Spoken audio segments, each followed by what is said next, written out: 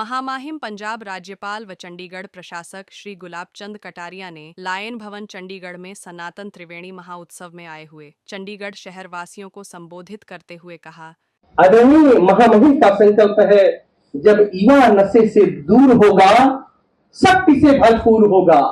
जब युवा नशे से दूर होगा, शक्ति से भरपूर होगा, बनेगा सशक्त और सक्षम, परिवार का भी दुख दूर होगा।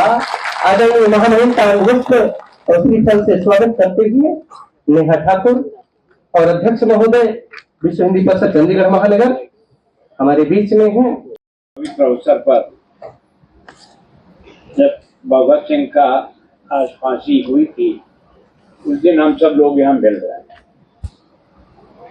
दूसरा यह है कि मैं विषय को समझ नहीं पाया था पहले, कि आज दिन तक हमने ये सनातन त्रिवेणी महोत्सव ध्यान में नहीं आया कि इसके पीछे आपका मंतव्य क्या है। पर चूंकि मैं जिस जमीन से आता हूँ, जिस गांव से आता हूँ, वहीं भगवान द्वारकाधीश है। द्वारकाधीश की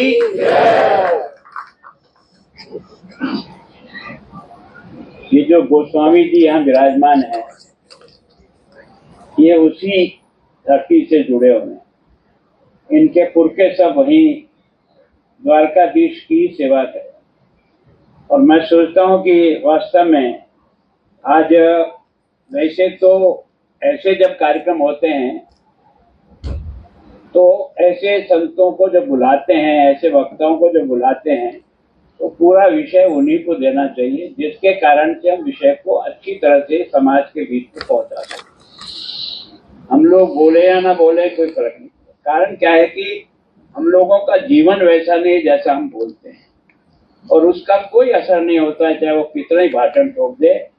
जीवन होगा तो भाषण का असर होगा, बाकी कुछ नहीं। तो ये जो सनातन त्रिवेणी के अवसर पर हम यहाँ उपस्थित हैं, सबसे अधिक तो मैं धन्यवाद देता हूँ यहाँ की विश्व हिंदू परिषद को, अरविंद जी को, और हिमाचल के हमारे साथी को, कि जिन्होंने इस कार्यक्रम का आयोजन किया। और आज एक कैसे बिल्कुल जंग पर इतने विद्वत्ता के आधार पर इन्होंने अपने वाणी से सनातन क्या है, यही नहीं देश और विदेश में भी पहुंचाने का प्रयत्न किया है। इस कठिन तपस्या में से आज हमको उनको सुनने का अवसर मिला, पर आपने समय की सीमा बांध दी, और पहले आपने डरते डरते हमको भी तय किया। पहले से ही तय करते कि आपको 2 घंटे रुकना, 2 घंटे रुकते। आपने कंजूसी की कि 1 घंटे में निपट जाएगा, हमने आगे कार्यक्रम दे दिए। अब आप हमारा दोष निकालते हो तो हमारा दोष तो है नहीं। हम भी उसी संगठन से बड़े हुए हैं, पले हैं, पोसे हैं, जो समय और समय की पालना करना जानता है। और इस देश में अगर देश को वापस विश्व गुरु बनाना है, तो समय की कीमत हर एक को समझ करके अपनी जिंदगी को समय का एक एक पल का उपयोग कैसे हो, इसकी रचना करनी पड़ेगी, तभी जाकर के काम बनेगा। मैं सोचता हूँ कि पृथ्वी सिंह जी प्रजापति को, जिनको अभी आपने हिमाचल प्रदेश की टोपी लगाए, तो पहचान वैसी हो जाती है। हिमाचल की इस टोपी ने कई हिमाचली बना दी। हम सबके भी यहाँ सर्दी के दिनों में यही टोपी पहनी रखते हैं, घूमने जाते हैं, तो भी लोग कहते हैं हिमाचल से आए क्या। तो इसका मतलब है कि हिमाचल ने कम से कम एक पहचान देश भर में बना दी। तो हिमाचल सनातन को भी उसी प्रकार से जिंदा रखे हुए है। इसके कारण से हिमाचल के प्रति सब लोगों की बड़ी श्रद्धा है। प्रदीप मोहन जी शर्मा साहब, विश्व हिंदू परिषद चंडीगढ़, और एकमात्र महिला लेकिन राष्ट्र सेविका समिति, क्योंकि मैं भी उसी संगठन में वर्षों तक रहा हूँ, इसलिए मैं जानता हूँ कि प्रतिभा जी आपका बहुत बहुत सम्मान, और सामने विराजी हुए सब लोगों का भी एक तरह से मैं स्वागत करता हूँ, अभिनंदन करता हूँ कि आयोजकों ने जिस मन से आपको बुलाया, उस मन में मुरली जी ने बहुत कुछ इंगित कर दिया।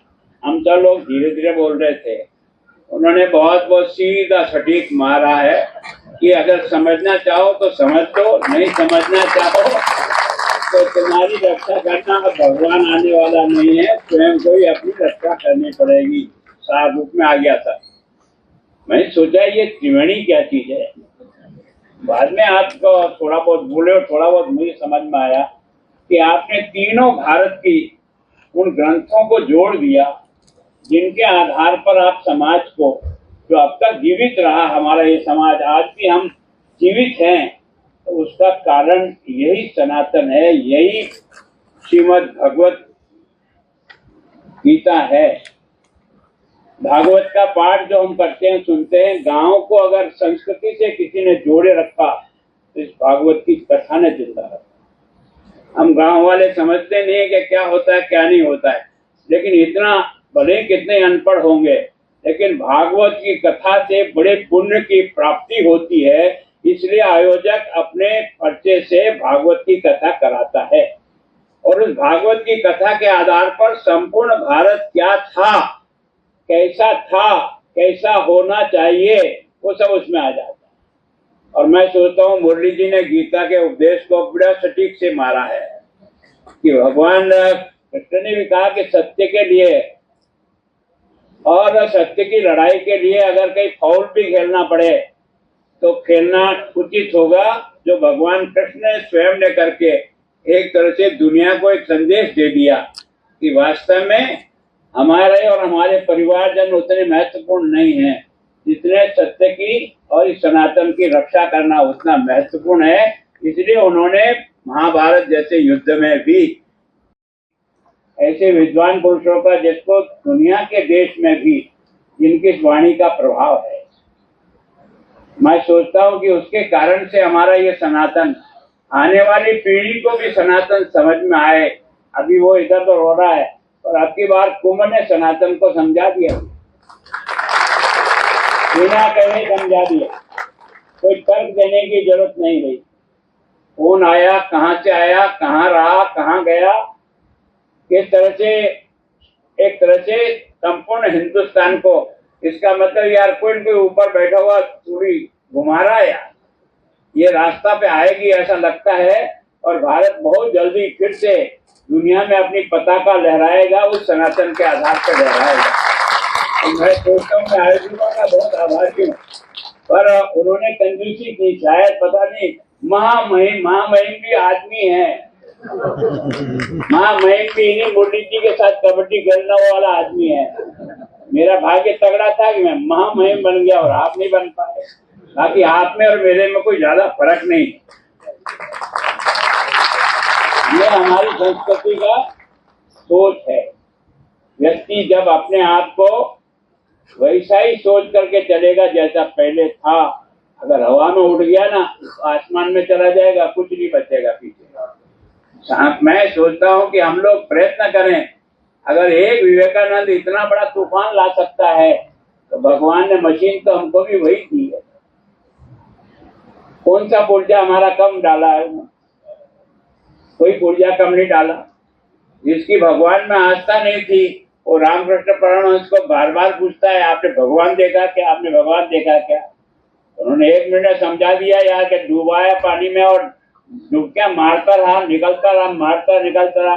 इतनी तड़पन हो तब भगवान मिलता दोस्त, ऐसे ही नहीं मिलता भगवान। तो वास्तव में एक कैसा व्यक्ति कल तैयार होके गया यार, कोई पुरानी बातें नहीं है, कोई भगवान राम के समय का जमाना नहीं है। आज से 150 साल पहले गया वो आदमी ने भारत क्या है ये दुनिया को समझा के गया और उसने कहा कि 21वीं सदी भारत की सदी, इसकी घोषणा भी करके गया है। भगवान चाहेगा तो वो सिद्ध होकर के रहेगा और आप और हम देखेंगे कि भारत अपनी श्रेष्ठता के कारण से दुनिया का सरताज बनेगा, ताकत के आधार पर नहीं। हम अपने ज्ञान के आधार पर, रामायणी विशेषताओं के आधार पर बनेंगे। आप सबका भी बहुत बहुत धन्यवाद। जय भारत।